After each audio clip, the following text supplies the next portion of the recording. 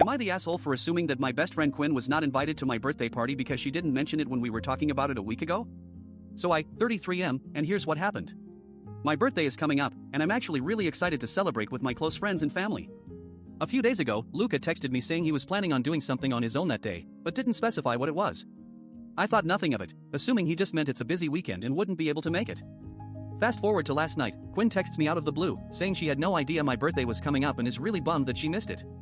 I'm taken aback by her reaction, but also a little annoyed that she didn't reach out sooner. When we talk about it on the phone, she basically tells me that Luca told her I wasn't inviting anyone to my party. That's when I start to get a little defensive. I mean, why would Luca say something like that? But here's the thing, I did end up having a pretty low-key birthday celebration with just a few close friends. There were only about 10 people there, and it was mostly just food and drinks. No big bash or anything. So when Quinn asks me if she should have been invited, I have to admit that maybe I didn't extend the invitation to her. But at the same time, I feel like she should have known how intimate my celebration would be. I told Quinn that I had assumed she wasn't going to come because she didn't bring it up earlier, and that's when things got a little heated between us. Luca basically jumped in on our conversation, saying that I'm being unfair and that he just forgot about the party. But honestly, I don't think he would have remembered if Quinn had mentioned it to him. Now Quinn is mad at me for not inviting her, and Luca's trying to calm everyone down. Am I the asshole? Am I the asshole for refusing to change my vacation plans when a family emergency arose and it turned out not to be an actual emergency? So I, Fiona, had been looking forward to this solo trip for months. I'd saved up £500 from my part-time job to spend on flights, accommodation, and activities in Spain. I'd booked the entire week off work and had even told my best friend, Jonah, that it was a must-go destination, while he opted out of our group outing due to prior commitments. To make sure everything went smoothly, I also made travel arrangements with Tobias, who's been helping me plan this trip since we met online. As the day of my departure approached, I started checking in with my family, mom and dad, specifically. They'd been going through some tough times lately, what with my grandma moving into their house after her own place got sold, and they were really down about it. So, on the morning of my flight, I called them to wish them well and offer any help if they needed me while I was away. "Hey, guys, just a quick call before I head off," I said over the phone. "I know things have been tough lately, but I really need this break, okay? It's not like I'm abandoning you all, it's just that I've worked so hard and need some time to recharge." My mom sounded genuinely upset on the other end of the line. "But Fiona, what if Grandma needs us? We can't leave her alone right now." My dad chimed in with something about how much they were going to miss me while I was away. I felt a pang of guilt for a nanosecond before turning back to my packing list and telling them not to worry. "I'll be fine, guys. Just make sure you're both okay and don't let Grandma bother you too much." And with that, I hung up the phone and got on with collecting my things. Am I the asshole for not bailing on my trip when they needed me most?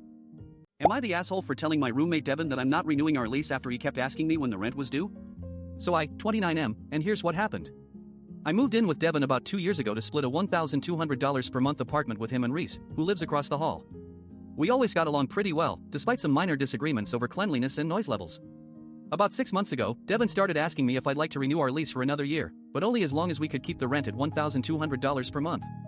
I told him I wasn't sure yet and needed some time to think about it. Fast forward a few weeks, and Devin is still bringing it up every time he sees me or texts me. One day, I finally sat down with him and told him that if we weren't going to get a better deal on the rent or move to a new place together, I was just going to have to look for someone else to split the costs with. Devin seemed taken aback by this news, but he didn't seem surprised. "I don't understand why you're being so dramatic about it," he said. "We've always been able to make ends meet here." He went on to tell me that he had just found out his rent was going up to $1,400 per month due to some new renovations in the building, and that I should be worried too. Reese chimed in at this point, telling me that I was being stupid for not renewing the lease because I wouldn't have to deal with the hassle of finding a new place. Devin then proceeded to lecture me on how I should just make an effort to find someone who wants to share the costs with him. When I told him I wasn't interested in that, he got defensive and said that I was being selfish for not wanting to be his roommate forever. He even went so far as to say that if I didn't renew the lease, it would reflect poorly on me and make me appear irresponsible. Am I the asshole? Am I the asshole for freaking out when my in-laws suddenly added 30 guests to our guest list a month before the wedding? So I, 30F, and here's what happened. My fiancé Nate and I have been planning our special day for what feels like an eternity, carefully curating every detail from the venue to the favors. We've had a small intimate guest list of 50 people, which we thought was perfect, close enough to feel loved but far enough away to still be relaxed.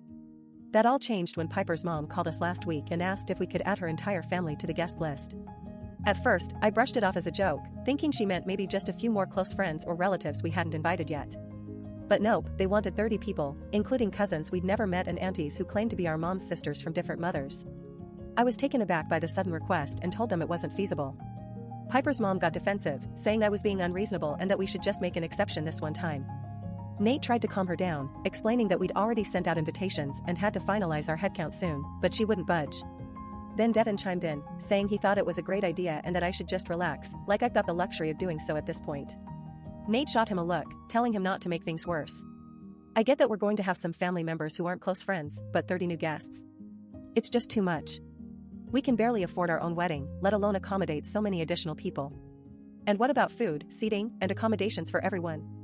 It all feels like a logistical nightmare. Am I the asshole for getting so upset?